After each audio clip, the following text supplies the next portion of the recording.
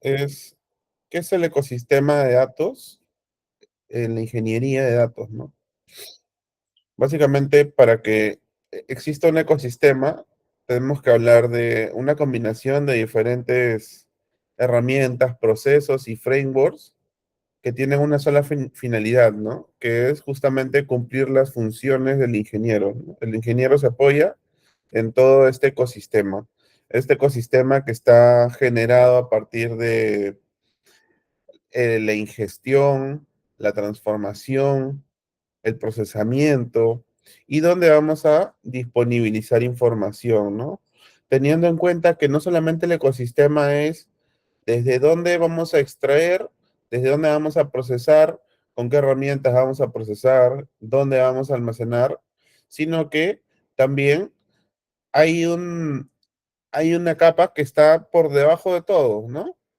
Que son las características de la seguridad, la administración de la data, cómo opera la data, la arquitectura, cómo se va a orquestar las herramientas a nivel de la infraestructura, la ingeniería de software que hay por detrás cuando hacemos el código. Entonces, todo ello incluye, está incluido dentro del ecosistema de ingeniería de datos, ¿no?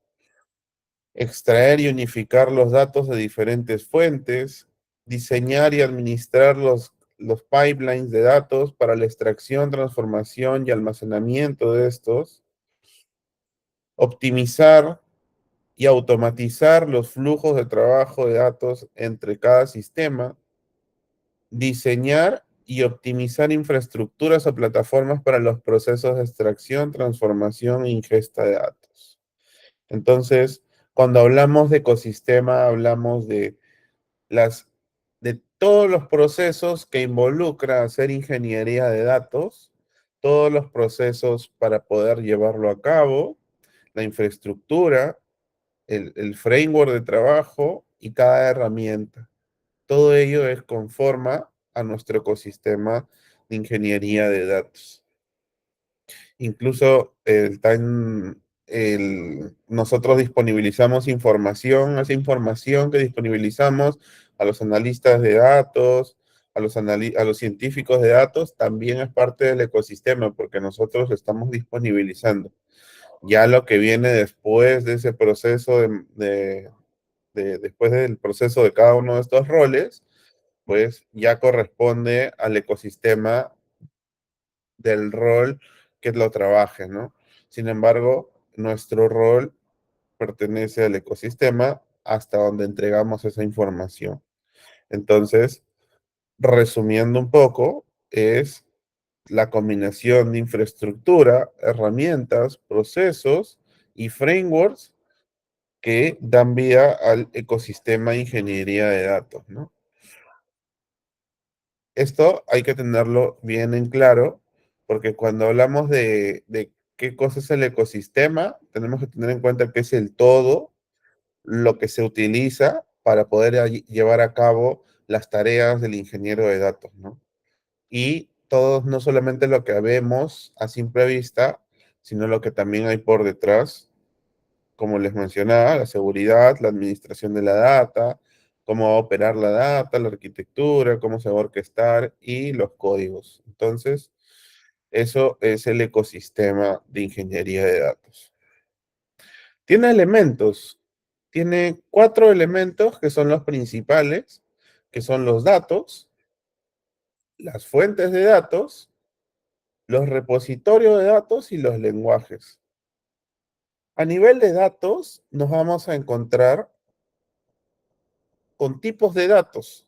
Esto lo hemos conversado en clases anteriores, sin embargo es bueno hacer ciertas diferenciaciones. Aquí he resumido en 3 diferencias cada tipo de dato, ¿no? Donde podemos ver en los datos estructurados tienen una estructura definida, mientras los datos semiestructurados mantienen un cierto orden, pero no, pero carece de una estructura, ¿no? No tiene puede tener un esquema, pero puede no estar definida. Datos no estructurados que no cuentan con una estructura identificable, es decir, pues no es leíble a simple vista, ¿no? Los datos estructurados pueden ser almacenables en esquemas de bases de datos relacionales, son las tablas, ¿no? Los datos semiestructurados no son almacenables en esquemas de bases de datos relacionales o en formato de filas y columnas. Esto nos lleva a recordar, ¿recuerdan el tipo de archivo JSON? Lo almacenamos en una base de datos no SQL. Si nombramos una herramienta por llamar a MongoDB, Cassandra, ¿no? Son herramientas donde podemos almacenar bases de datos no relacionales. Entonces, a diferencia de los datos no estructurados, almacenables en esquemas de bases de datos no relacionales. ¿Cómo almacenamos un dato no estructurado en una base de datos no relacional? Recuerdan que les mencioné que cada archivo puede tener metadata. Esa metadata normalmente está expresada en archivos JSON o XML. Entonces, puede que no tenga los parámetros establecidos, por ello es que se guardan en una base de datos no SQL, ¿no? Eh, bueno, los datos no estructurados se representan en formato tabular, filas y columnas, que pueden ser el Excel, las bases de datos relacionales, ¿no? Mientras que los datos semiestructurados contienen tags y metadata con la finalidad de organizarlos y darles una jerarquía. Los XML trabajan con una estructura definida, ¿no? La estructura es por medio de etiquetas. Entonces, está semiestructurada. En los datos no estructurados no cuentan con un formato específico, ya que varios tipos de datos no estructurados, ¿no? Entonces, no tienen un formato, no guardan una relación unos con otros. Puede que en algún momento, no sé, un archivo tenga un metadato que no tenga otros, entonces se va simplemente a caracterizar porque no hay un formato definido, ¿no? Para cada uno de estos tipos de datos no estructurados. Entonces, con esto repasamos un poco, quedamos de ejemplo que en datos estructurados tenemos lo que es las bases de datos relacionales o tablas, donde vamos a poder organizar la información en forma de filas y columnas. Un Excel podría servir de base de dato estructurado. ¿Por qué? Porque está organizado en filas, columnas, tiene un nombre de columna, un encabezado, tiene además del encabezado, tiene pues información en cada fila de tal forma que se guarda un orden, ¿no? A diferencia de un dato semiestructurado que puede tener podría ser una posible estructura, un archivo JSON, tiene llaves definidas o campos definidos e información en forma de llaves o documentos, ¿no? Que finalmente guardan la información de forma no estructurada. Eh, y el dato no estructurado, como ya lo había mencionado, pues existe a nivel de archivos, de videos, de audio, una imagen que pueda guardar pues información como metadatos, que finalmente son el nombre del archivo, el autor, duración, no sé, fecha de creación, entre otros atributos, ¿no? Que pueda tener y que puedan ser leíbles a simple vista con un lector de metadata, ¿no? Tenemos ahora los tipos de archivos. Esto es sumamente importante y estamos como que haciendo una desagregación que tenemos los datos pueden darse de tres tipos a nivel de datos estructurados, semiestructurados y no estructurados. Ahora vamos a ver cuáles son los tipos de archivos que normalmente nos podrían compartir cuando nos dicen necesitamos procesar esta información, ¿no?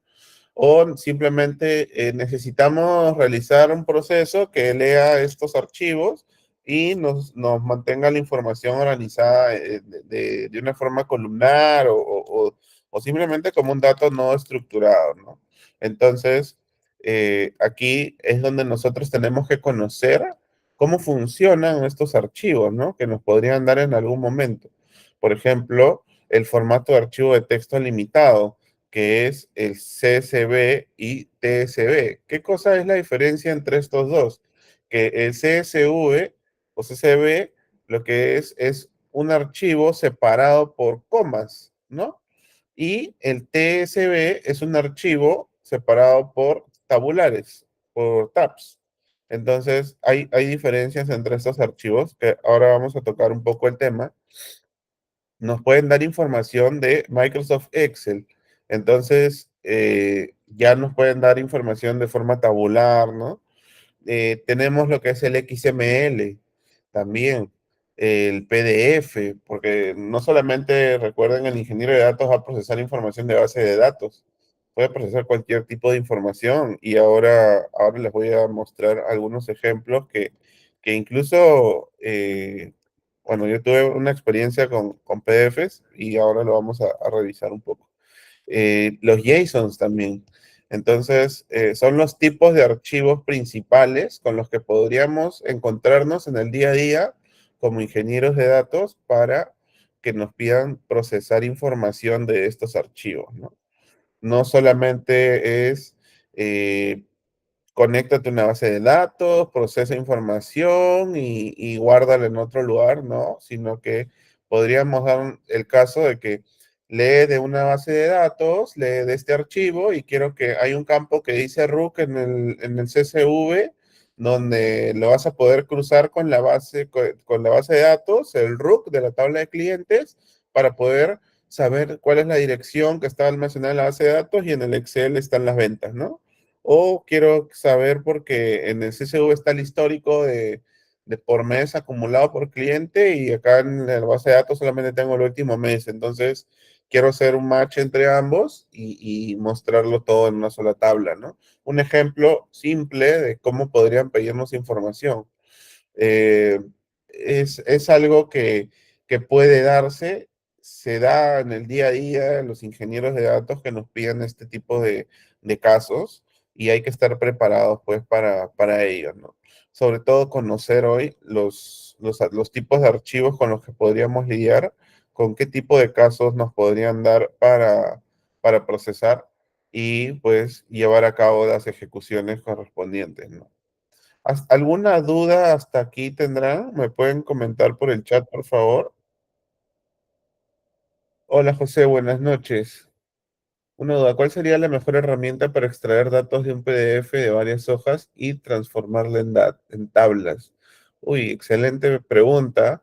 Vamos a llegar a tocarla durante la clase. Justo hay un caso que puse y un tipo de lectura para los PDFs, porque sí hay información. Me voy adelantando un poco. En algún momento a mí me pidieron un proceso que involucraba a un escáner, ¿ya? Entonces, había una empresa de retail para la que le dábamos servicio, que me solicitó, tenemos todos los contratos de los trabajadores en folios, ¿no? Y lo que queremos es escanearlos y que cuando se escaneen, pues en la hoja del escáner, en la primera hoja, en la parte superior derecha, está el código del cliente, ¿no? Quiero que se almacenen en carpetas y que se almacenen en la base de datos con el nombre del cliente. Para poder luego saber la antigüedad, porque según el código ya podías saber la antigüedad y podías tener como que un mejor manejo de los clientes cuando quisieras consultar el folio digital, ¿no? Entonces, yo lo planteé de otra forma, no solamente era escanearlo, porque yo lo puedo escanear y me voy a quedar con el PDF, pero después había un proceso que leía el PDF y finalmente guardaba los archivos en ciertas carpetas y extraía la información, la transformaba y la guardaba en una base de datos para poder tener esa relación de, no eran clientes, era relación de trabajadores, porque eran los contratos de los trabajadores. Entonces, sí hay herramientas ahora. Vamos a ver un caso, pero ahí lo dejo en suspenso, Josué, para poder revisarlo al momento que corresponde. Gracias por la pregunta. ¿Alguna duda adicional acerca de los tipos de archivos, tipos de datos que hemos revisado? Me gustaría que eso quede bastante claro, de tal forma que sepamos con qué tipos de datos podemos trabajar en el día a día, sepamos identificar qué tipo de dato es. ¿Por qué es muy importante esto? Porque podríamos nosotros definir a qué base de datos vamos a llevar la información y elegir la base de datos adecuada para poder, para cada tipo de dato que nos podría presentar, ¿no? ¿Alguna duda adicional? Todo claro. Si pueden, chicos, me comentan sin miedo. Yo voy a responder todas las preguntas.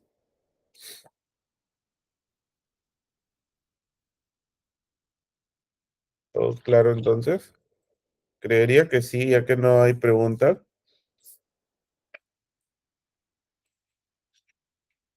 Perfecto. Gracias por los deditos.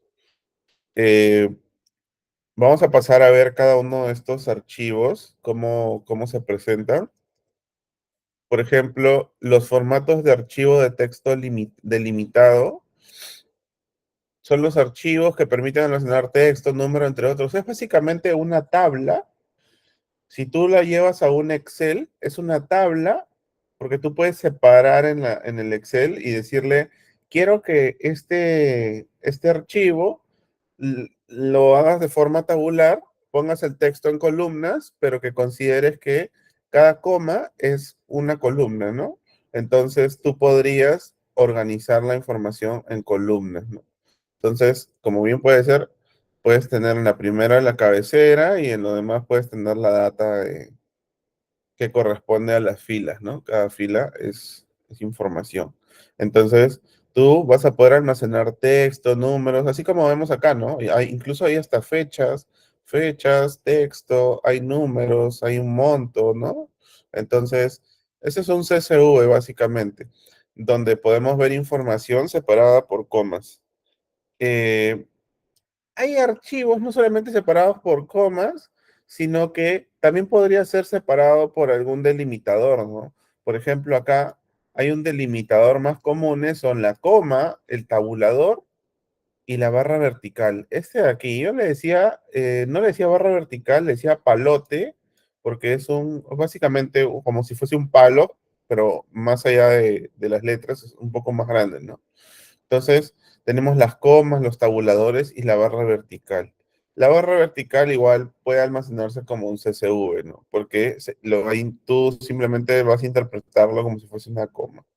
El problema es cuando, por ejemplo, tú tienes un campo donde tengas, por ejemplo, nombre y apellidos, que diga el campo nombre y apellidos, y dentro del nombre y apellidos te pongan, no sé, voy a tomar un ejemplo, eh, Núñez, Krag, coma, Giancarlos, ¿no? Entonces, cuando yo ponga el texto en columnas, vamos a tomar el Núñez, Krag, y el otro espacio o la siguiente columna va a ser Giancarlos, ¿no? Entonces, ahí viene un problema.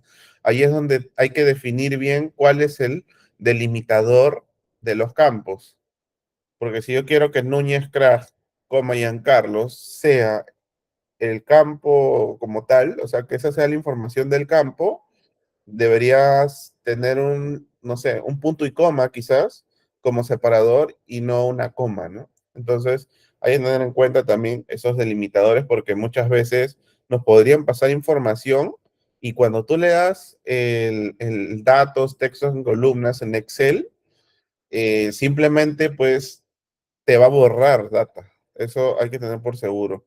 Entonces, sí hay que tener bastante cuidado cuando nos pasan un archivo CSV o TSV y no sé, o quizás hay alguna mala praxis donde he visto que dentro de algún nombre el data entry que genera la información que va hacia el archivo de texto te permite meter tabulares, ¿no? O sea, en un nombre tú puedes ponerle un salto de línea, un tabular, y cuando lo exportas y generas el TCV o el CSV, te, te, te mata, pues porque te pone el salto de línea como si fuese una fila más. Entonces, te descuadra toda la información. Y me ha pasado justo hace poco porque vi un cliente que tenía en la base de datos que habían ingresado con un salto de línea y habían algunos que tenían tabulares y justo había que pasar una auditoría y me pedían el listado de usuarios extraído de la base de datos. Entonces, como al extraerla de la base de datos en un CSV, me salía pues una fila que tenía la mitad del nombre continuado de la línea anterior. Y cuando tú le das separar, pues se te distorsiona toda la información, ¿no? Hay que tener en cuenta también que la data que ingresa al sistema eh, tiene que estar limpia, tiene que tener ciertos parámetros. Y ahí es donde empezamos a tocar un poco el tema de en la clase pasada les mencioné incidencias, ¿no? Hay que tener como que el carácter de cómo evaluar una incidencia y cómo nosotros escalar esa incidencia hacia los data entries, porque a nosotros nos pueden dar información pero no necesariamente la información que nos dan puede estar del todo bien. Puede que sí, esté muy bien organizada y todo bonito, pero puede llegar el punto en que haya algún error como el que les menciono, y no es culpa del ingeniero de datos, definitivamente no es culpa, pero sí es culpa del sistema que permitió ingresar esa información a la fuente de datos que nosotros estamos tomando. Entonces, sí es importante evaluar la data que nos están dando previo es como una pre-preparación, ¿no? Donde podamos evaluar, revisar, ver si se cumple lo que les comento de los parámetros de que los campos, si está separado por comas, no tengan el nombre una coma, y esto al momento de transformarla, pues se malogre las columnas. Entonces, sí hay que tener en cuenta ello para que no nos pase lo que me sucedió a mí, ¿no? Entonces, poder evaluar la información previa a su transformación. Eh, Cuando hay caracteres que incluyen una coma, es recomendable usar tab. Justo lo que les comentaba, ¿no? Si es que te van a dar data que está separada por comas y en la data hay una coma que corresponde a algún campo, pues preferible no usar la coma como separador, ¿no? Es preferible usar los tabulares. Entonces, ya con eso podríamos tener la información completa, ¿no? Aquí, por ejemplo, en el segundo ejemplo, se usa tabulares porque podría incluirse en las marcaciones de la última columna una coma y finalmente nos movería todo, ¿no? Es preferible usar los tabulares. Y hay un ejemplo también de lo que es un TCV, donde podemos evaluar pues cada uno de los casos, tanto para CSV y TCV, ¿no? Separado por comas, separado por tabulares. Normalmente el tabular es un poco más ordenado porque guarda cierto orden a nivel columnar. Tú lo ves y si todas las columnas que te envían tienen pues el mismo tamaño, vas a poder ver algo así como lo de la foto que tiene la columna de la primera, ¿no? A, B, C, D, E, ¿no? Vas a poder verlo como si fuese una tabla, básicamente. Entonces, eso nos ayuda a revisar rápidamente la información. No siempre va a ser así, pero si se diera el caso, es buenísimo, ¿no? Estos son los formatos de archivo de tipo texto limitado. Vamos a ver el siguiente, que son los Excels. Esta, bueno, la mayoría lo conoce, es bastante simple, permite usar funciones en sus archivos, ¿no? No solamente es una tabla donde yo voy a escribir para las filas, escribir para columnas y rellenarlo, sino que el Excel básicamente te puede permitir hacer cálculos dentro de la misma tabla, ¿no? A diferencia de los otros tipos de archivos que hemos visto ahorita, ya no son archivos de texto que ya son prácticamente descriptivos todos, ¿no? En cambio aquí sí pueden haber cálculos que habría que considerar ¿por qué? Porque pueden ser variables, ¿no? Pueden ser variables. Si hubo un error de dedo, digamos, eh, por algún motivo, pues se puede mover el valor de cada columna, ¿no?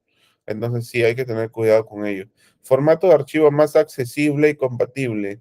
Es cierto este punto de aquí, porque es un tipo de archivo que ya prácticamente es universal.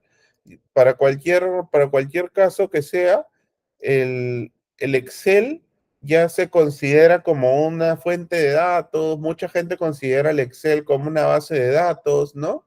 Entonces, si bien es cierto, eso ha hecho que haya mucha más compatibilidad, a pesar de haber tomado el término de que el Excel es una base de datos, está mal usado, pero lo ha llevado a hacer que las herramientas tengan como que cierta compatibilidad con la lectura de Excel, ¿no? Tú fácilmente dicen importar desde Excel y listo, ya está. Igual, ¿no? El Power BI, incluso los motores de base de datos, tienen muchos la característica de importar desde Excel, importar desde CSV. Si bien es cierto CSV, TSV, podemos abrirlos con Excel, ¿no? Entonces, no solamente son archivos de texto, pero se pueden leer con Excel fácilmente, ¿no? Y convertir en tablas. Entonces, es justamente, tiene un acceso y una compatibilidad muy alta con todas las herramientas, ¿no? Eso hay que tenerlo en cuenta. Hay que tener en cuenta también el hecho de que cuando se usan fórmulas y funciones dentro del Excel, muchas veces esas fórmulas la podemos migrar a la transformación, ¿no? Para hacer que la lectura del Excel que nos den como fuente de datos finalmente sea simplemente un texto, ¿no? Y ya no que se esté calculando ahí. Entonces, eso también ténganlo en cuenta cuando realicen algún tipo de transformación. El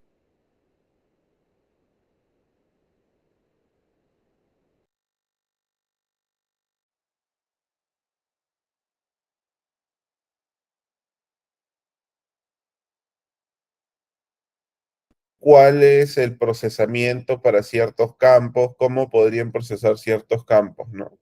Entonces, eso es lo principal. Uno, vas a ahorrar un tema de lectura, tiempo de lectura, porque puede que no lea el procesamiento cuando para la ingesta de datos vas a leer y los valores pueda que se calculen o pueda que también eh, simplemente leas información textual y en la fórmula la lleves pues al procesamiento, ¿no?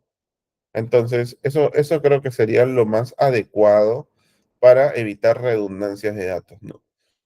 Luego, algo también muy importante es que va a organizar los datos en filas y columnas usando celdas para contener los datos. Bueno, esto ya lo sabemos, que utilizamos columnas para organizar la data. Cada columna lleva la misma relación. Si acá yo le pongo oficina como cabecera, todos los registros de esa columna van a ser correspondientes a oficina. Eso también es parte de la integridad que hay que revisar en la preparación de la data previa a la ingesta. Ojo con eso, porque imaginemos que mañana más tarde te dan un Excel o te dan un CSV o un TSV y en la fecha te ponen a la gente porque probablemente no tenía una fecha, ¿no? Entonces, cuando tú generes el procesamiento, y se te corrió una columna, te malogró absolutamente todo, ¿no? Te puede botar un error de procesamiento porque tú le tienes que establecer un tipo de dato a cada columna, o simplemente vas a procesar información que es incorrecta.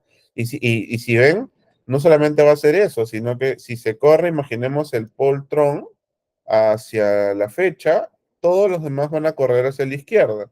Por ende, el precio va a estar en excursión, los paquetes va a estar en precio y el total va a estar en paquetes. Entonces, uno, no vas a tener un total, los paquetes van a estar sobredimensionados porque vas a tener 18.000 paquetes y el precio vas a tener solamente 4. Probablemente imaginemos que sean soles, 4 soles.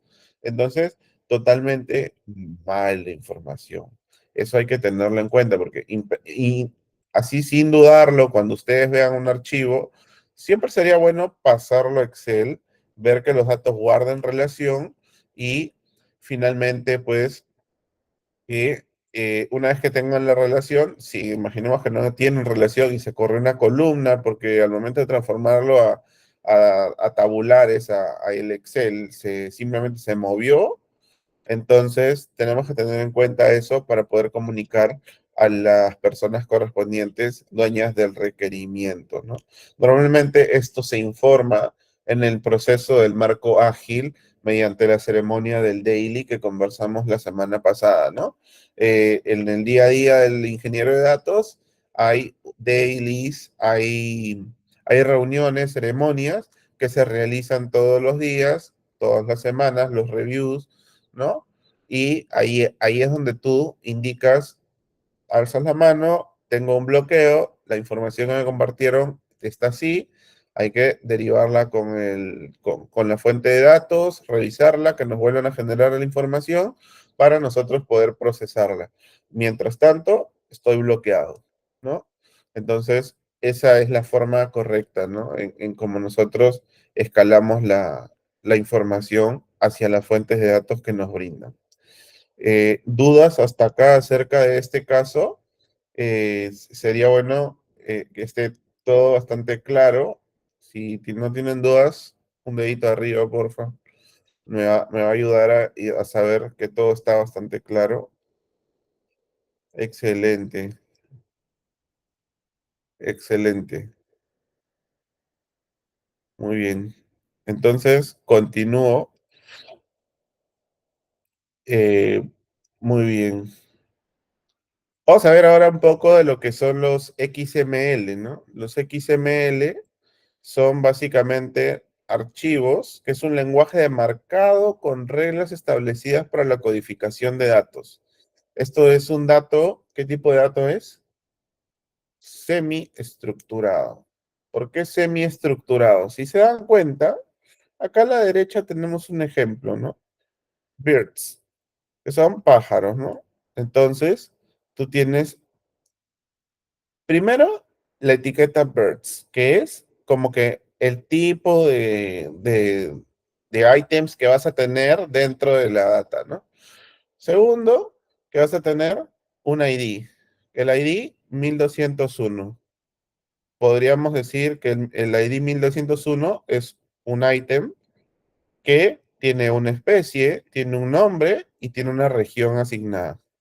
Entonces, el 1201 es un bubo bubo Eagle Owl y vive probablemente en la región de Eurasia. Tienes el ID 1202, pertenece a la especie Strix occidentalis. El nombre es Spot Owl y pertenece a la región de Norteamérica. Entonces podríamos decir que aquí tenemos dos registros, ¿no? Podríamos tomar eso y que los campos de las cabeceras son ID, especies, nombre y región. Podríamos identificarlo de esa forma y podríamos darle, no sé, con el momento de procesamiento, llevarlo probablemente a una base de datos relacional, ¿no? Si es que toda la información que tenga el XML corresponda y guarde esta relación, ¿no? Entonces, si se dan cuenta, podemos transformar esta data porque es semiestructurada. Simplemente es recorrer el archivo, bueno, darle una lógica de recorrido para guardar cada uno de los ítems en los campos correspondientes, ¿no? Si es que se forma, no sé, un data frame o un dataset de forma tabular. Entonces, tiene un formato legible, efectivamente. Este caso, que justo se presenta en la mano derecha, el ejemplo, tiene un formato legible y así como este, hay muchos XMLs que guardan un formato con esa misma relación, ¿no? Que es la etiqueta, que es el BERTS, cada etiqueta a estas especies, nombre, región, se le llaman etiquetas. Entonces, van a tener pues una relación, ¿no? Acá hay una etiqueta agrupadora, que es el OID, que básicamente va a agrupar y nos va a decir que todo lo que todo lo que está dentro del OID, corresponde al 1201. Si se dan cuenta, es como si estuviese dentro del paquete de 1201, ¿no? Aquí abre la etiqueta y aquí la cierra. Lo mismo aquí. Entonces, guarda una relación.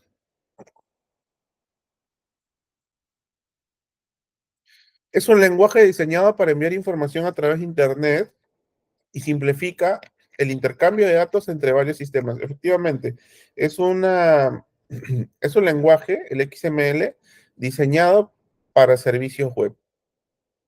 Diseñado para servicios web. Si ustedes le dan clic derecho a un navegador y le ponen ver fuente de página, van a poder ver que algunas páginas tienen incluso un XML embebido dentro del código. O hay algunos que, por ejemplo, utilizan el XML para dar al formato de algún tipo de datos, ¿no? Podría ser que hay un XML para hacer tabulares también. Entonces, se utiliza para poder gestionar y poder mostrar cierta información en base de datos en webs, ¿no? Entonces, sí es muy importante tener conocimiento de los XML o Extensible Markup Language, ¿no? Eh, Eso es lo que son los XML. Vamos al siguiente, los PDFs. Y aquí es donde sí nos vamos a detener un rato a poder entender cuando nos podrían dar un archivo PDF, ¿no? Es un formato de archivo desarrollado por Adobe para presentar documentos independiente del software de aplicación, el hardware y los sistemas operativos. Se ve de la misma manera en cualquier dispositivo, efectivamente.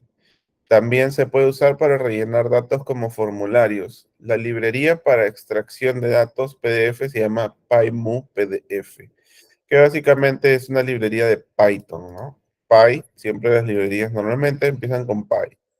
Entonces, imaginemos que nos dan múltiples archivos, ¿no? De PDF para procesar y nos dicen hay que capturar todos los que está con rojo, ¿no? Todos los recuadros de rojo.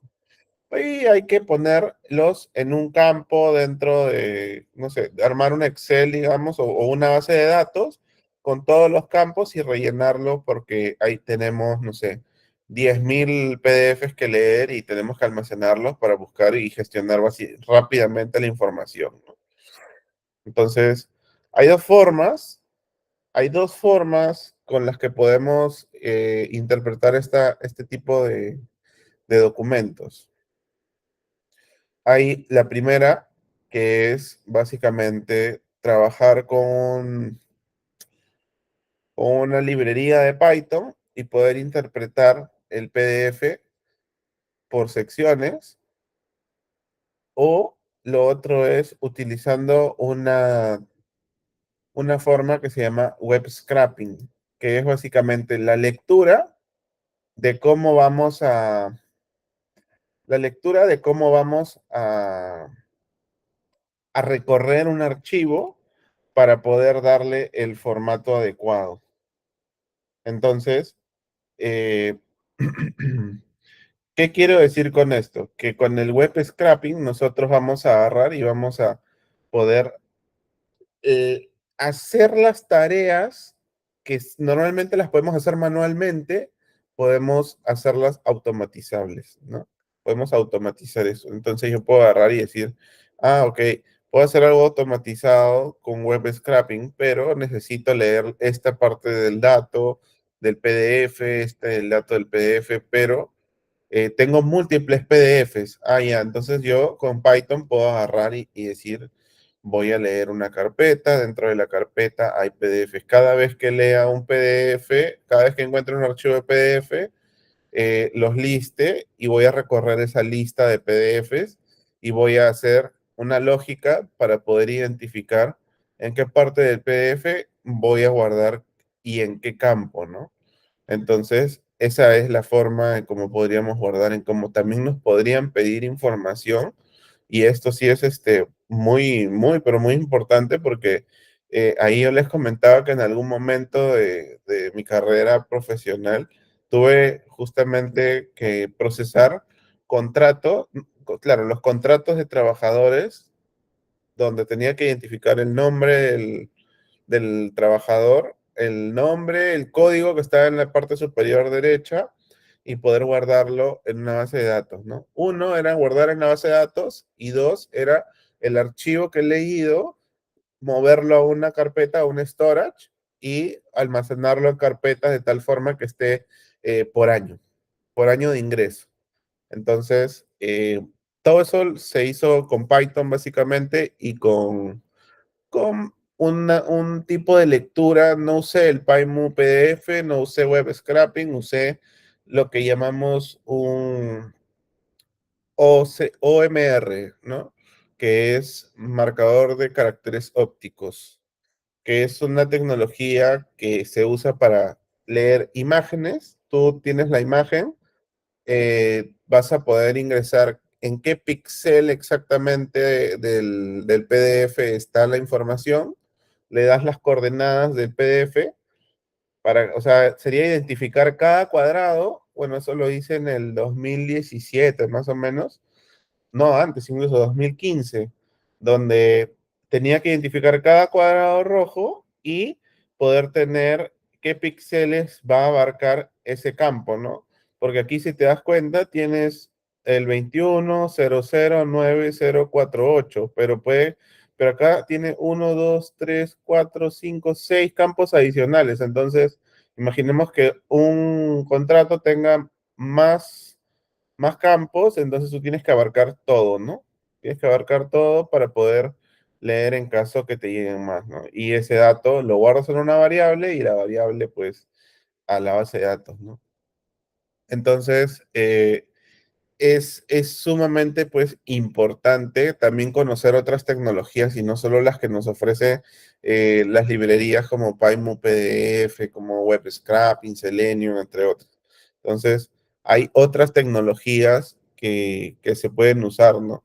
Por ejemplo, imaginemos que mañana tienes un trabajo, llegas a un hospital o a una clínica y tienen, a ver, ¿cómo podría ser? Tienen todos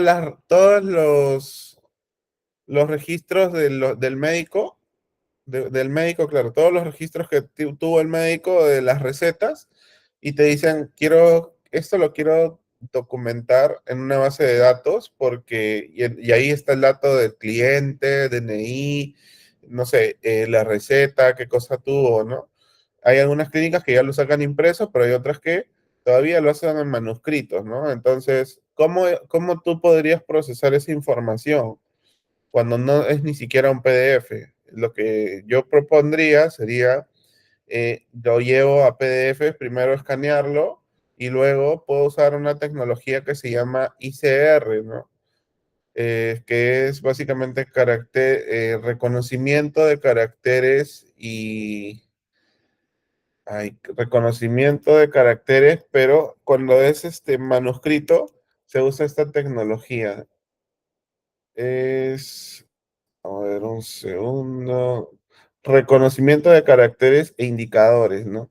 Entonces básicamente, te va a reconocer letras manuscritas y tú vas a poder interpretarlo y llevarlo a digital para poder almacenar el campo, ¿no? O sea, vean lo importante que es también conocer otras tecnologías porque podemos decir, uy, eso es imposible, no podemos guardar la información que escriben con la mano.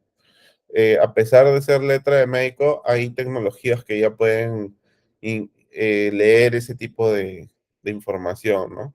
Así como que te dicen, uy, los exámenes de admisión, ¿no? Los exámenes de admisión, si ustedes se dan cuenta, tienen un formulario que es la primera hojita donde ustedes van a llenar las respuestas. ¿Qué cosa es lo que hacen? eh, simplemente van a agarrar y van a marcar dentro del circulito de la pregunta uno la A, el circulito de la pregunta 2 la B, y así sucesivamente. Y ahí, ¿cómo procesas eso para poder llegar a tener en una base de datos todo lo que respondió por alumno, por curso, por carrera la que postuló, o simplemente es un examen de bimestre, ¿no? Una cosa así. Entonces, tú podrías también usar tecnologías como es el OCR, reconocimiento de caracteres ópticos, ya sea una marca de lápiz, puede ser reconocido, tú le das la sección de qué pregunta corresponde y puedes identificar fácilmente, ¿no? El dato. Esto lo puedes procesar, hacer una lectura de procesamiento de todas las preguntas, porque todas guardan el mismo formato, vas a leer todas las preguntas y lo puedes almacenar en un dataset para luego poder llevarlo a la base de datos. O sea, sí es muy, pero muy, muy, muy importante tener también conocimiento de otras tecnologías. Entonces, ahí les he dado tres ejemplos que podrían darse: el OMR, reconocimiento de marcas ópticas, que es para el tema de los símbolos, puntos, ¿no? De exámenes; el OCR, reconocimiento de caracteres ópticos, cuando el carácter es un dato impreso, como podemos ver aquí en la pantalla. En el ejemplo, son datos de texto impreso, entonces es OCR, y ICR cuando es un texto manuscrito, ¿no? Entonces, esto, esos son los ejemplos de cómo podría, pues, presentarse la información en los PDFs. Eh, Cuando hablamos de web scrapping, tú también podrías tener casos donde te digan, hay que revisar, no sé, PDFs que están almacenados dentro de un OneDrive, ¿no? Entonces, ¿cómo entras a leer todos los textos que hay en todos los PDFs que hay en un OneDrive? Tú necesitas, pues, hacer cierto recorrido por una página y extraer primero los PDFs probablemente a tu local, y después empezar a hacer este tipo de lectura, ¿no? Entonces sí, son procesamientos distintos. Ahora igual vamos a tocar un poco de lo que es web scraping. El JavaScript Object Notation, que es lo que es el JSON, archivos tipo JSON, donde es un estándar abierto diseñado para transmitir datos estructurados en la web. Se puede leer en cualquier lenguaje de programación. JSON es fácil de usar.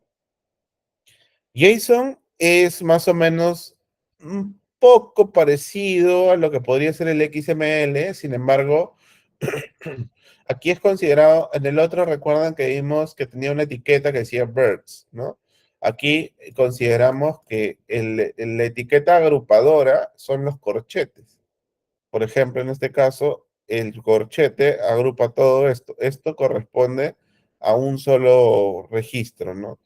Que es hey, es GUI, tiene un ID probablemente, dentro de otro objeto tiene otros objetos, dentro de esos objetos tiene una lista y tiene también otro atributo que es more, ¿no?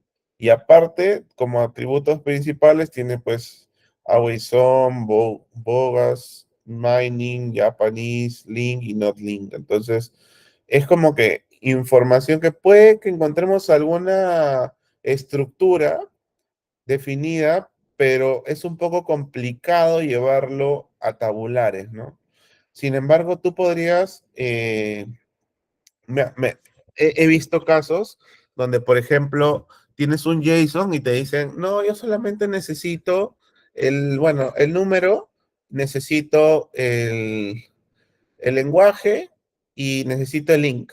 No, no, además no lo necesito. Tú puedes procesar esto, de llevar este número y quedarte solo con Japanese y link, y finalmente hacerle una tabla, ¿no? Porque vas a tener todos los A number en una columna, todos los Japanese en otra y todos los link en otra. Entonces tú podrías en un Python transformar un JSON a un data frame, ¿no?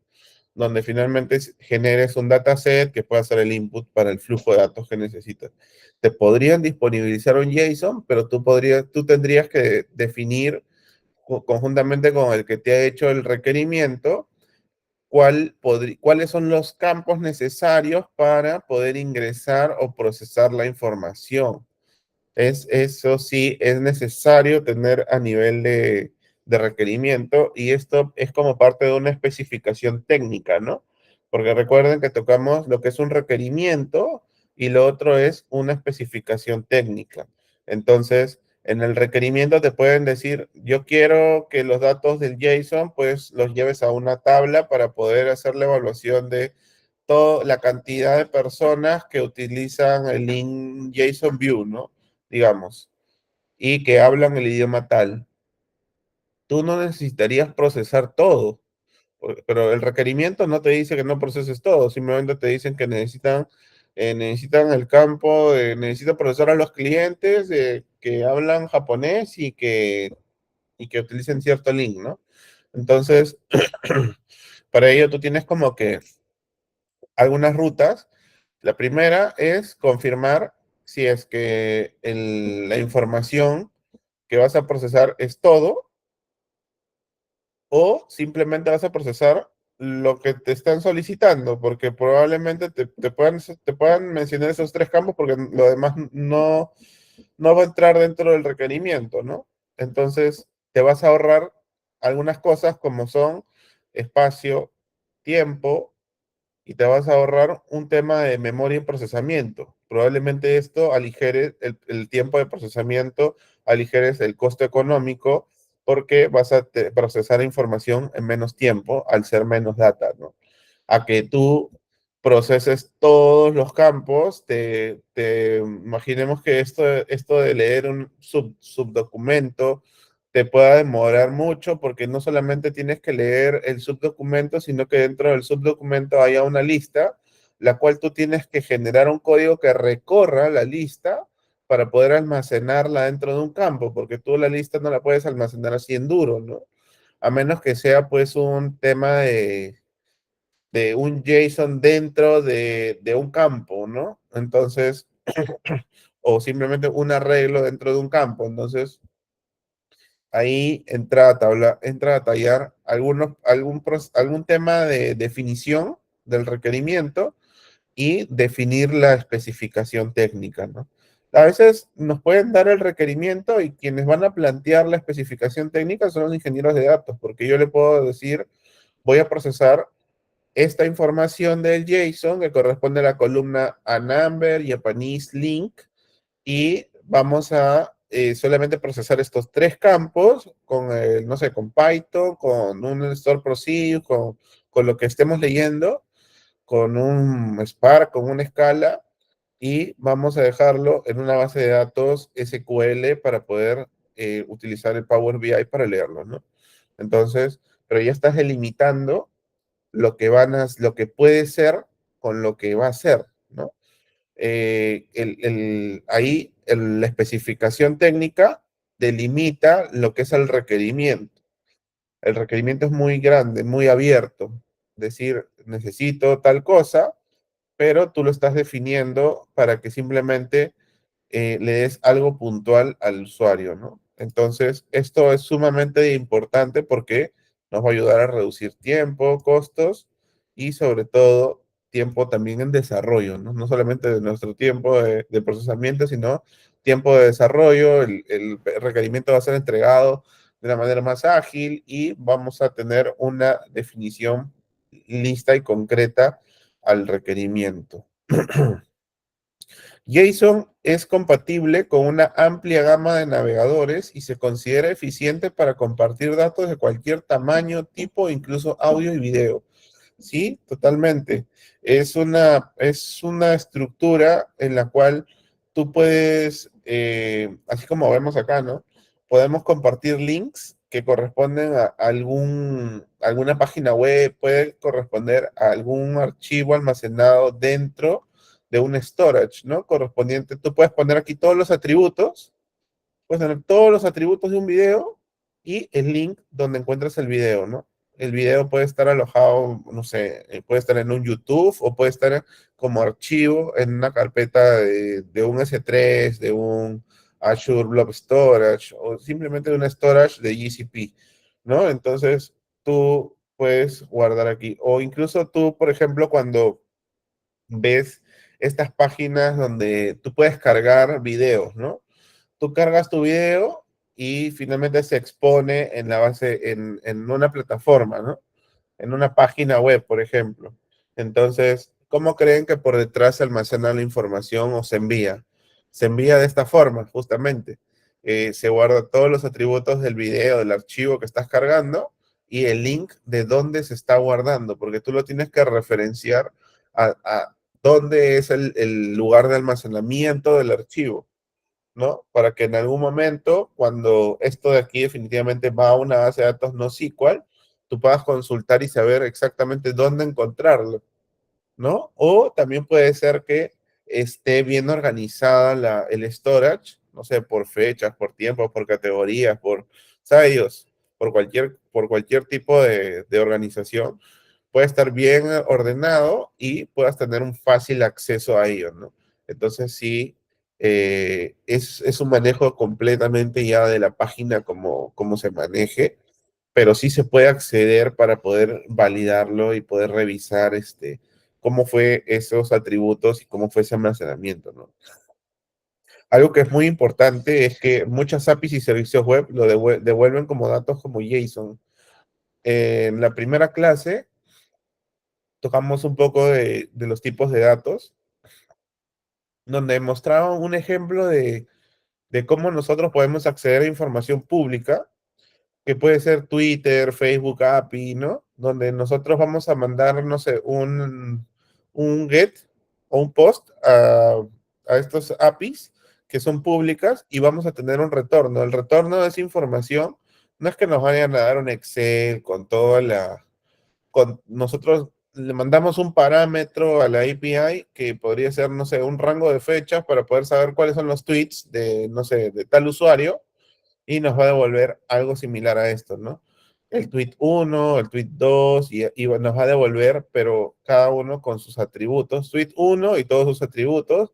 Cierra corchetes, coma, abre corchetes y tweet 2 y todos sus atributos. Y esas son las formas como trabajan las APIs, ¿no? Lo mismo va a ser cuando trabajemos con, por ejemplo, un archivo o un sistema de productos, ¿no? Vas a tener el producto, el SKU 1 o 1, 2, 3, 4, 5 y todos sus atributos y vas a tener probablemente también sublistas, subdocumentos, vas a tener múltiples tipos de información, ¿no? Por ejemplo, he visto un sistema que trabaja con APIs que sirve para la gestión de ventas, ¿no? Entonces, tú cuando generas una orden, vas a ingresar la información y yo lo que imaginaba por detrás es que, yo estoy ingresando un pedido y me va a almacenar la información en una tabla, ¿no? De una base de datos. Ya, pero el sistema lo almacena en una base no SQL donde está organizado de esta forma, ¿no? Y cuando te piden información del sistema de ventas, tú tienes que entrar, bueno, llamas a la API, le mandas ciertos parámetros, te retorna las ventas y te retorna, esta es la venta uno, esta fue la fecha de creación, la primera, y acá, por ejemplo, digamos, te dice la fecha de creación y te sale la fecha de creación acá donde dice NUT, y te dice acá, no sé, transacciones, ¿no? Todos los estados que tuvo. Por ejemplo, el estado de confirmado, el estado de listo para envíos, estado de entregado, cuándo se hizo cada uno de ellos como subatributos de la lista. Entonces, son como que información que podríamos ingresar a leerla, pero depende de cómo la queramos consumir. eh, Dependerá del tiempo y el requerimiento y la especificación técnica, ¿no? Porque nos pueden decir, quiero saber la trazabilidad de pedidos en tal rango de fechas. allá, yo sé que tengo que filtrar por fechas de creación, entre el rango de fechas que me den y bueno, voy a tener que extraer cada uno de de las transacciones que tuvo cada pedido, ¿no? Entonces voy a tener que entrar al subdocumento y poder extraerlo. Y todo eso nace a partir de que tú puedes consultar a un servicio web como una API, te va a retornar toda la data y tú simplemente lo que vas a hacer es ya cuando quieras consumirla, la vas a procesar de tal forma que puedas elegir pues esa información, ¿no? Es así como funcionan las bases de datos a nivel de APIs. Entonces, aquí, por ejemplo, yo tengo un ejemplo bastante simple donde hago la consulta a un JSON y finalmente, no sé, voy a compartir el documento para que podamos presentarlo y se pueda ver, es un poco de código que tengo, pero más o menos es como lo tengo estructurado. A ver, un segundo. Me avisan si se ve mi pantalla. Entonces, muy bien. Acá, por ejemplo, ese es un ejemplo que me solicitaron y justo les comentaba, ¿no? Se hace una consulta a una API donde yo descargo órdenes de pedidos y finalmente lo que hago es cargar, lo voy a explicar de una manera funcional que se pueda entender, el código va a servir para hacer esa forma funcional, ¿ya? Cargamos el archivo que como hemos consultado la API y voy a cargarlo a un tipo JSON, ¿no? Finalmente voy a generar un data frame que es básicamente es un dataset donde yo puedo visualizar la información como si fuera un Excel, ¿ya? El API tiene muchos tipos de datos. Ahora les muestro cómo es que está organizado. Esto, por ejemplo, es un JSON, ¿no? Si se dan cuenta, tienen múltiple información, tiene subdocumentos y este es un solo pedido, 556 líneas, ¿no? O sea, 556 líneas es un solo pedido. Entonces, pero yo no necesito todo. ¿Para qué voy a procesar todo? Para ello, voy a agarrar y mejor solamente voy a leer ciertas columnas. Para ello voy a crear las columnas en mi data frame y voy a empezar a recorrer el JSON de tal forma que voy a ir, la información de tal columna del JSON la voy a guardar en tal variable, ¿no? ¿Para qué? Para que al final genere la información en dónde? En un XLS, en un Excel. Toda la información que he leído del JSON que he descargado de una API del sistema de ventas, pues finalmente la estoy guardando en un Excel, donde, si se dan cuenta, estamos teniendo información, pues, sustancial, ahorramos tiempo, ahorramos un montón de procesos innecesarios y sobre todo información innecesaria, donde vamos a poder, pues, llevar a cabo de una manera muy simple el procesamiento de la data, ¿no? Ahora volvemos a compartir la presentación. Y ese fue un ejemplo de cómo nosotros extraemos pues información, ahorramos tiempo de memoria y sobre todo si es que va a ser un proceso que vamos a hacer en nuestro equipo para hacer algo muy rápido, entonces sí tenemos que contemplar este tipo de casos, ¿no? Eh, Vamos con el siguiente. Espero haya quedado claro el uso compatible de JSON. Y ahora vamos a tocar un tema que son las fuentes de datos. Recuerdan, el primero fue datos, ahora son fuentes de datos. Entonces, en fuentes de datos, nosotros podemos tener las APIs, que son básicamente información, servicios web donde nosotros podemos consultar información y nos va a retornar en forma de JSON. Pero esa información podríamos procesarla para poder tener los datasets que son input para procesar y poder tener algún indicador adicional y poder almacenarlo en la base de datos, ¿no? Servicios web. Los servicios web también son expuestos como JSONs. Entonces, también puede ser un input. Bases de datos relacionales, si nos dicen, necesito que leas el sistema de ventas, está en una base de datos, no sé, Oracle, y necesitamos pues procesar la información para tener un resultado, un indicador muy puntual. Bases de datos no relacionales, podemos, así como les he mostrado, no solamente tener información que nace de una API, sino que puede ser que algún sistema web que se use para algunas tareas puntuales, pues se exporten en forma de JSON, ¿no? No lo hagan de forma tabular, sino en forma de JSON. Entonces, eso nos va a dar como que un poco de complejidad al trabajo, pero ya sabemos que podemos leer y operar sobre los JSON sin ningún problema, porque podemos leer campos necesarios netamente para el requerimiento. Los sensores IoT, ¿saben lo que es el IoT? El IoT es el Internet of Things, que es el Internet de las cosas. Este es un mundo muy amplio que básicamente se basa en la mecánica sumado a las bases de datos, ¿no? A las bases de datos, a los servicios que puedan tener esta mecánica. El Internet de las cosas es básicamente algo mecánico que tenga contacto con el Internet para poder publicar información. Eh, por ejemplo, un ascensor. Un ascensor es IoT. ¿Por qué? Porque el ascensor ya sabe y está programado mecánicamente para ir a cada piso, pero por detrás puede que ese ascensor esté guardando en una base de datos a qué piso se movió y en qué tiempo. ¿Para qué? Para que alguna persona de mantenimiento pueda evaluar por qué el ascensor demoró de tal piso a tal piso tanto. Entonces requiere una atención, ¿no? Si no, ¿cómo podrían saber que el ascensor requiere atención? ¿No?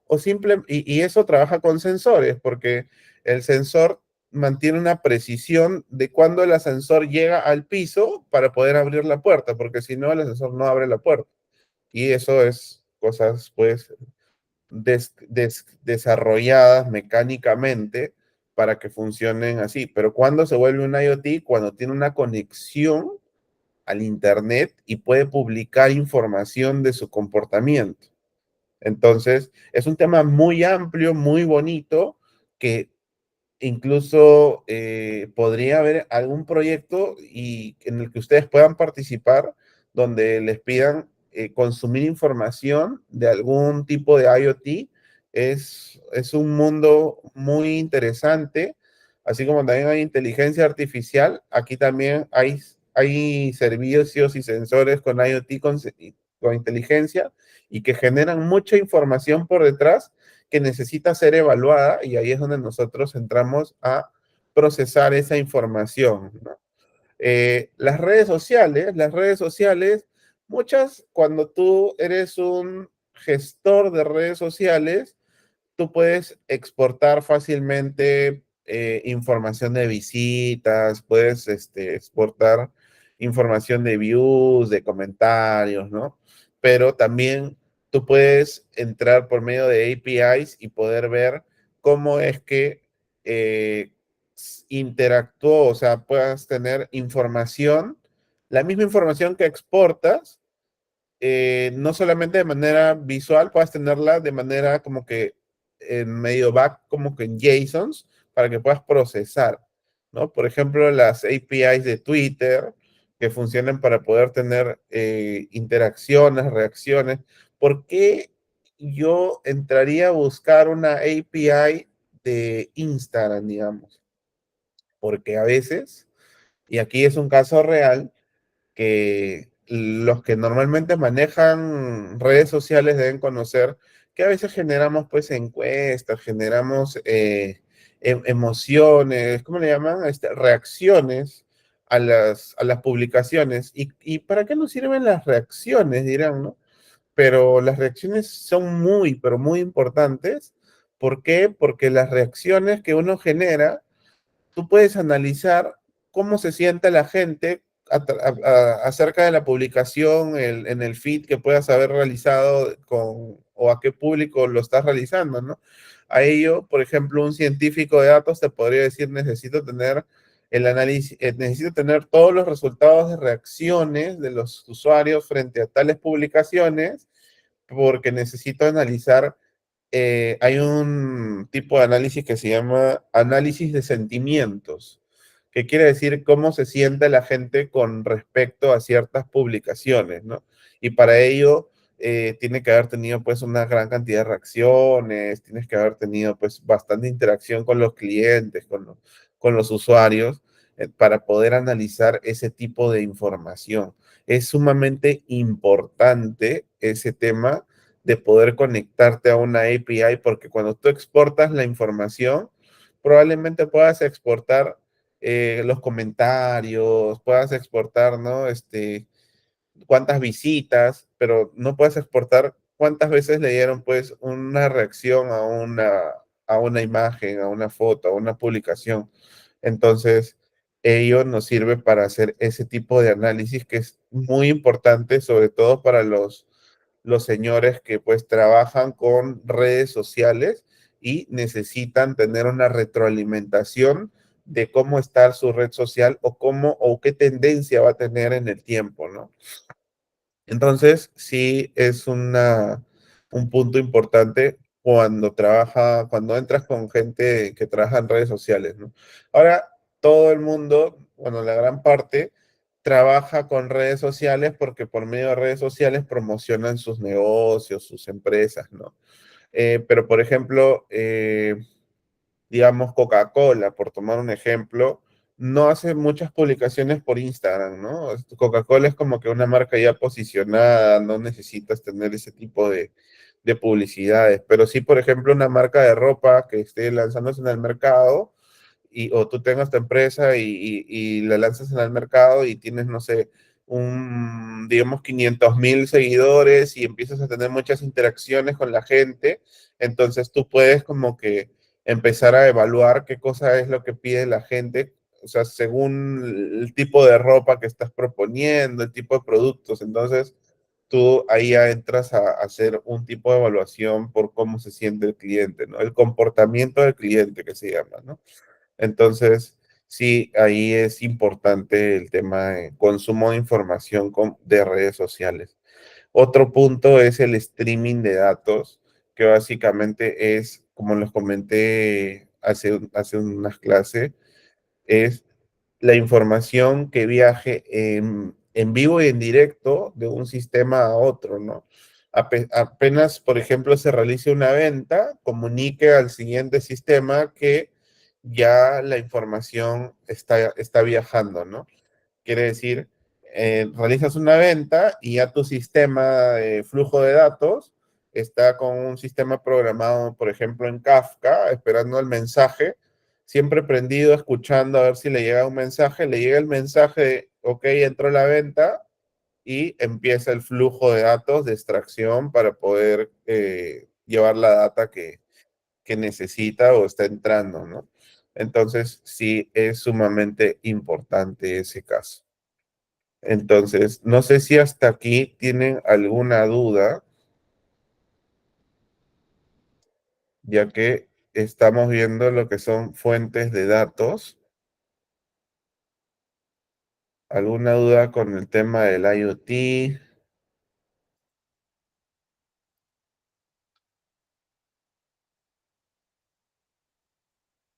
O quizás todo esté claro.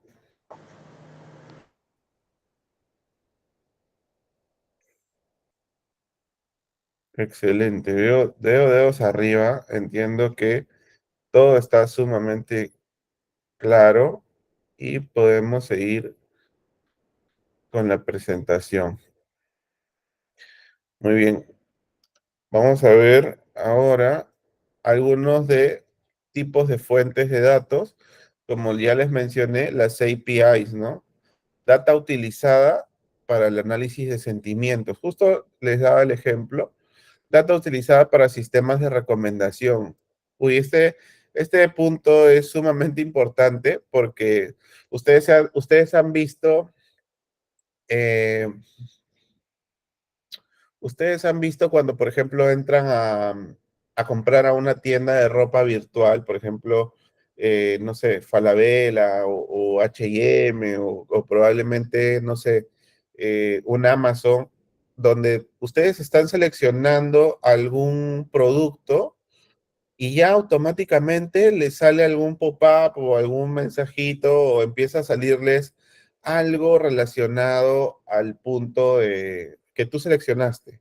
Entonces es como que ya se interpreta de alguna forma que algo te atrae y el sistema de recomendación, el modelo de recomendación de inteligencia interpreta que, por ejemplo, tú seleccionaste una chaqueta negra y ahora te sale, no sé, casacas negras, suéter negros, chopas negras, polos negros y que te gusta el color negro, ¿no? Entonces, o puedes que hayas seleccionado, no sé, unas zapatillas deportivas y ahora todo te sale zapatillas deportivas. Es un sistema de recomendación. Para ello se utilizan las APIs, para ello se consume información de páginas web donde tú vas a poder analizar el comportamiento del cliente, tanto en productos que seleccionen como productos que vendan. Entonces, tú, por ejemplo, digamos, en una empresa de, en una empresa de venta ¿de qué podría ser? De ropa, empiezas a comprar categorías de pantalones, empiezas a comprar categorías de zapatillas, empiezas a comprar categoría de polos, ¿no?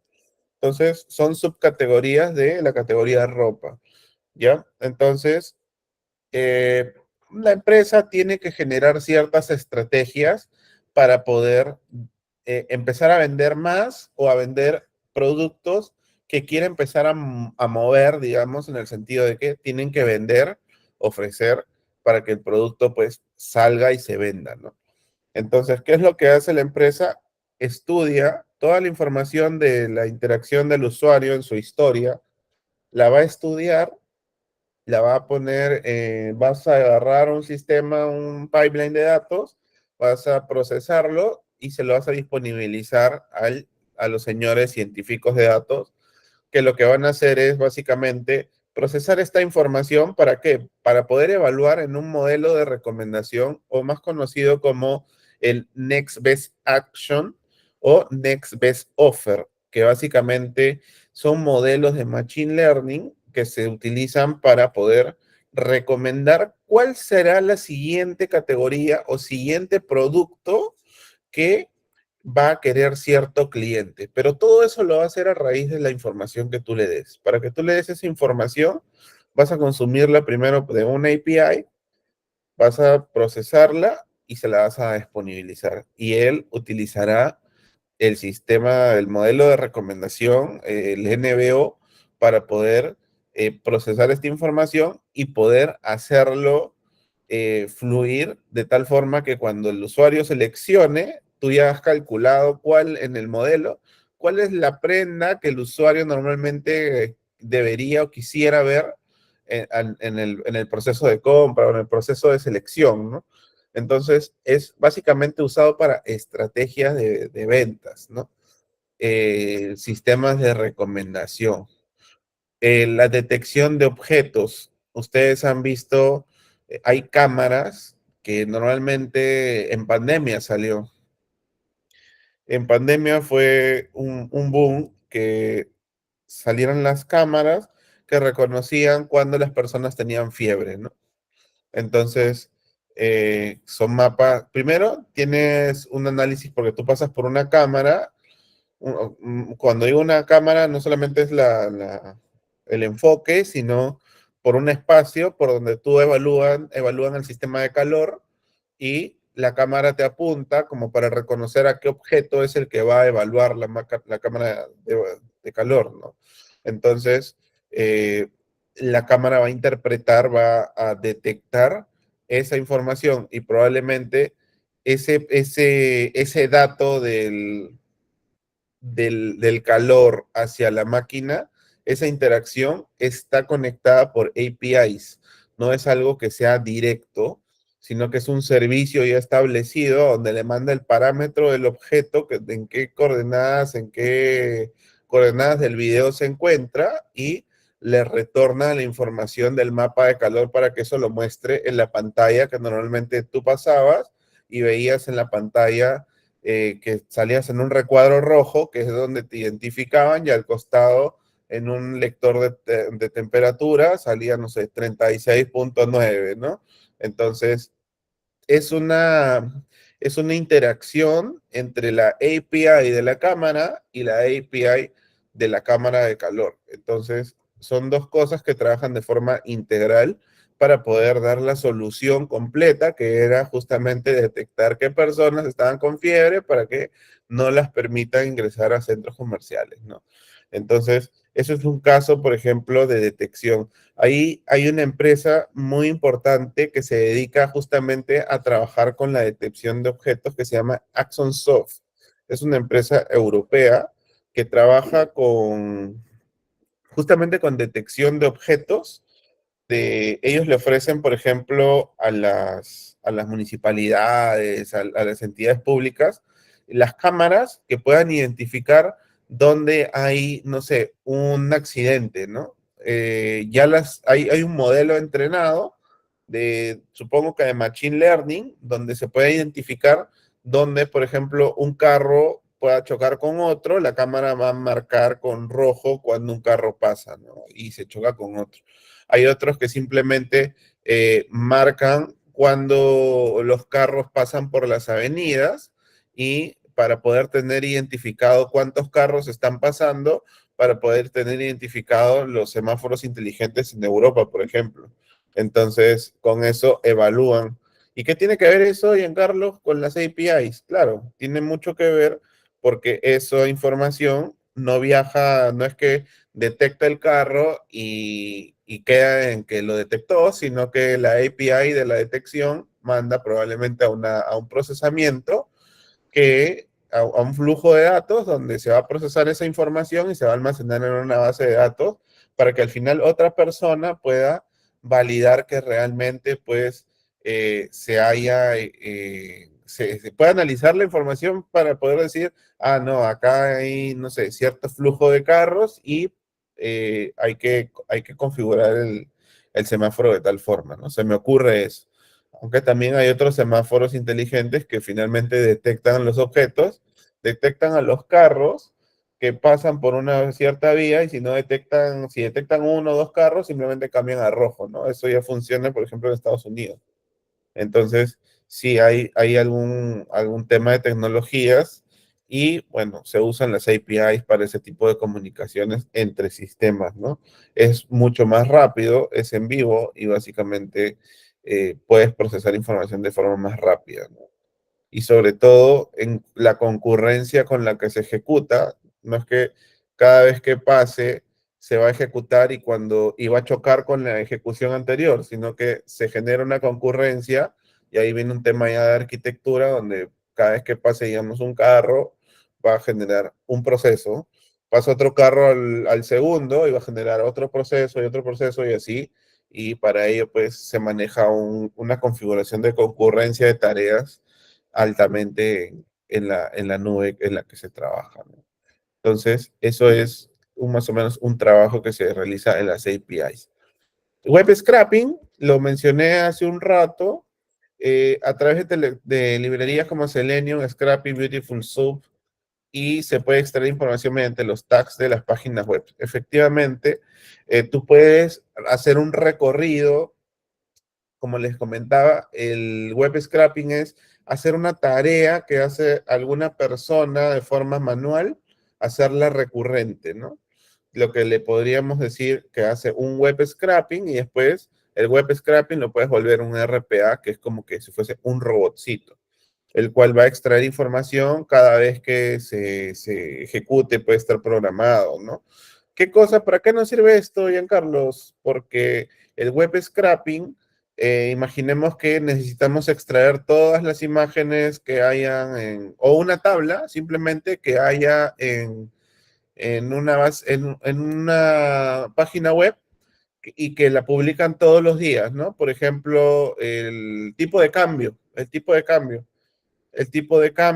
lo actualizan normalmente acá en Perú, se llama SUNAT. La SUNAT actualiza el tipo de cambio de compra y de venta y por medio del web scrapping tú puedes leer esa información y mandarla a la base de datos, ¿no? Donde finalmente el tipo de cambio va a funcionar para las ventas, para las compras, para absolutamente todo, ¿no?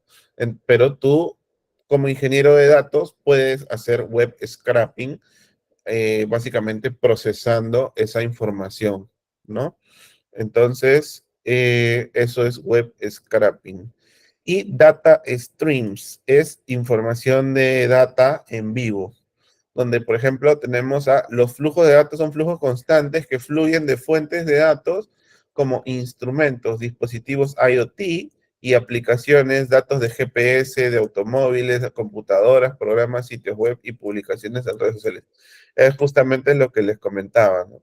Esto, si se combina con las APIs, es sumamente poderoso porque es información que se va a procesar al instante, ¿no?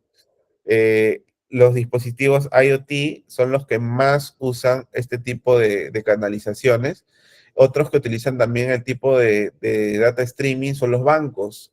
Cada vez que tú sacas dinero del cajero, ya la información ya está procesándose cada vez que sacas información del cajero, ¿no? General tienen, Generalmente tienen una marca de tiempo y también etiquetas geográficas. Claro, tú tienes que ser muy cuidadoso al momento que procesas la información, tienes que saber de dónde y a dónde, en qué momento y cuándo se procesó la información, o sea, como que marcar muchos hitos en el flujo de datos, porque así como entra, tienes que marcar cuándo entró, a qué hora entró, este, desde dónde entró, en qué ubicación, toda esa información tú la tienes que almacenar porque un sistema de data streaming normalmente es de varias fuentes hacia un solo punto, ¿no? Entonces tienes que tener identificado incluso el dispositivo desde el cual fue esta data, ¿no? O sea, marcar un campo de trazabilidad. Las aplicaciones son diversas, como transmisiones de video y vigilancia para la detección de amenazas, análisis de sentimientos, como la data de redes sociales, monitorear el rendimiento web en tiempo real. Y bueno, como les había comentado, pues hay múltiples aplicaciones, como les comenté, en la detección de objetos. Puede ser el tema de un choque, un robo, no solamente para temas de sentimientos, sino también puede servir incluso para temas tecnológicos, como fue en la pandemia que les comentaba, ¿no? Hay muchas aplicaciones que podría tener la data streaming, pero es cuestión de innovación. Entonces, bueno, esto sería la clase del día de hoy. En la siguiente clase vamos a tocar dos puntos adicionales, que son básicamente los otros dos puntos correspondientes a, ¿cuáles son los otros dos puntos? Son repositorio de datos y lenguajes de programación que requiere un ingeniero de datos. No sé si hubo alguna duda hasta aquí o podemos proceder a darle el pase a la coordinadora. ¿Alguna duda antes de dar el pase a la coordinadora?